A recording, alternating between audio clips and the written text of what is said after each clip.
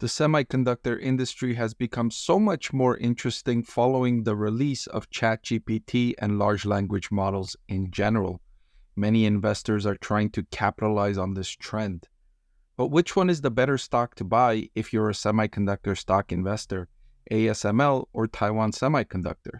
Interestingly, ASML is a supplier to Taiwan Semiconductor who purchases ASML's equipment to help manufacture semiconductors. So in this video, I'm going to compare these two critical semiconductor companies and answer which one is the better stock to buy, comparing them on revenue, on cash flow, on profit margin, return on invested capital, and valuation to determine which one I think is the better investment today for long-term investors. So let's get into it.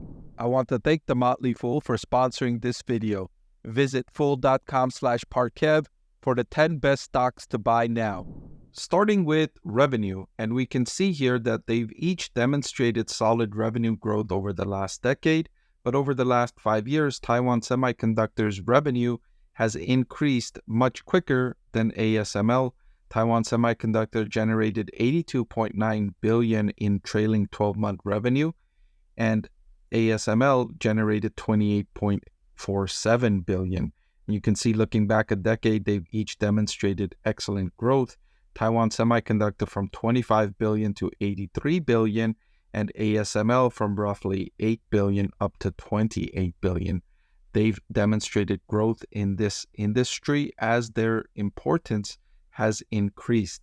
Looking ahead, I expect their revenue growth to continue and perhaps at a, I would say, faster pace over the next decade than in the previous decade, considering that the rise in demand for artificial intelligence only got underway like a year and a half ago, maybe 2 years ago. So it's in the very early stages, and forecasts suggest that spending on artificial intelligence will increase by more than $1 trillion over the next decade. And so part of that will be spent on hardware. ASML Taiwan Semiconductor will benefit from that trend, to be sure. The next category I wanted to compare these two on is their operating profit margins. And you'll notice that Taiwan Semiconductor for the last decade has held on to better margins than ASML. And in the most recent period, Taiwan Semiconductor's operating profit margin of 43.6% was ahead of ASML at 30.72%. Taiwan Semiconductor is forecasting operating profit margins for its fiscal year of around 47.5%. So the company expects its operating profit margins to improve going forward. ASML, meanwhile, has said that 2025 is forecast to be a strong year, but the company's recent earnings results disappointed investors and the stock price fell by more than 17% because ASML said revenue is going to be about $2.5 billion less than they were forecasting, and operating expenses were going to be higher than they were forecasting. So near-term headwinds continue for ASML. ASML said that anything related to artificial intelligence is booming for its business, but it's all the other categories that are not yet recovering for ASML, and that's continuing to keep the company's recovery a little bit slower than Taiwan Semiconductor, which has really gotten into the momentum, the rebound ahead of ASML. Similar story with the cash flow from operations to sales. You can see Taiwan Semiconductor well ahead of ASML in this metric, 61.4% in the most recent trailing 12 months. That's an excellent number for a manufacturing company, probably the best that you're going to see from any manufacturing company. Taiwan Semiconductor is best in class.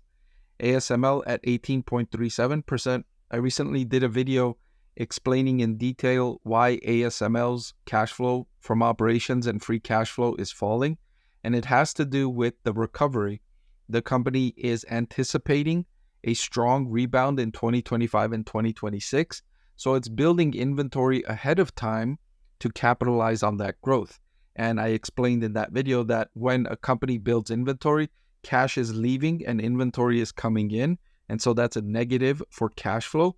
But then in the future quarters, the inventory leaves and cash comes in. So that opposite impact will lift ASML's cash flow from operations over the next 4 to 9 quarters.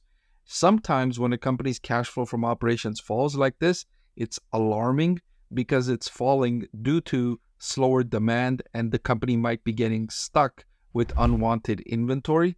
That's not the case according to ASML management. Their inventory is rising because they're anticipating growth in demand, not because they have unwanted products. Now, the script gets flipped when we look at return on invested capital, ROIC, and when comparing these two companies, ASML takes the advantage in this critical metric, 37% compared to 22% for Taiwan Semiconductor. Return on invested capital measures how much profit a company generates from the capital it invests in the business. So the more money you use in the business, the harder it is to generate a good return on invested capital. And Taiwan Semiconductor invests significant sums of capital to the business. The company's capital expenditure this year alone will be above $30 billion, and management has said it'll increase going forward. It's very capital intensive to build these manufacturing facilities. That's why I said earlier that you're not going to see a company's operating profit margins as high as Taiwan Semiconductor's, especially a manufacturing company, because it's so difficult, because the business is so capital intensive to generate high profit margins in a manufacturing business. That's what makes Taiwan Semiconductor so impressive, that they can generate those margins in a manufacturing business. Really demonstrates how good they are in what they do. Rare, very rare to see that. ASML, meanwhile, has a better return on invested capital because the company is more of an, I guess you can call them an aggregator rather than a creator. They have a vast supply chain network and they outsource a lot of these component manufacturing to these suppliers, and then they bring them all together to their headquarters or to their company, and then they assemble all of these different parts together. And so it's a very interesting business model, and therefore it generates a better return on invested capital than Taiwan Semiconductor, which is still a solid return on invested capital, but ASML is better in this regard.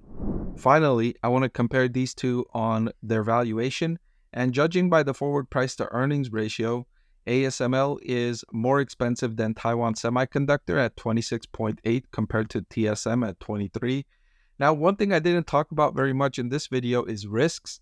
And with these two companies, they're both experiencing that geopolitical risk with semiconductor industry. The US is really trying to limit China's access to advanced semiconductors. ASML and Taiwan Semiconductor are getting caught in the middle of that. Taiwan Semiconductor more so than ASML because Taiwan Semiconductor's primary manufacturing facilities are in Taiwan, a region where China has threatened to attack and invade and incorporate into China. ASML recently in their quarterly earnings release told investors that demand from China fell significantly as a percentage of their total revenue, and it's because there's restrictions on the type of equipment that can be sold into China. So for a brief moment there, before those restrictions came into play, there was a lot of purchases of ASML products from businesses in China trying to get their hands on these products before there was restrictions. And now that these restrictions are in place, demand from that region fell for ASML. So the geopolitical risk, similar for these two, more so for Taiwan Semiconductor. Okay, to make the decision, which one do I think is the better stock to buy right now? I would say it's a close call. It's not an easy decision. But if I had to pick between these two, I would pick Taiwan Semiconductor Manufacturing right now. It's slightly ahead of ASML if I had to pick today. Hey everyone, so many of you have been asking about my investing strategy, and I'm excited to announce that I've written a book that's available for sale now that describes my 6-step investing framework for evaluating stocks. I've added the link in the description below.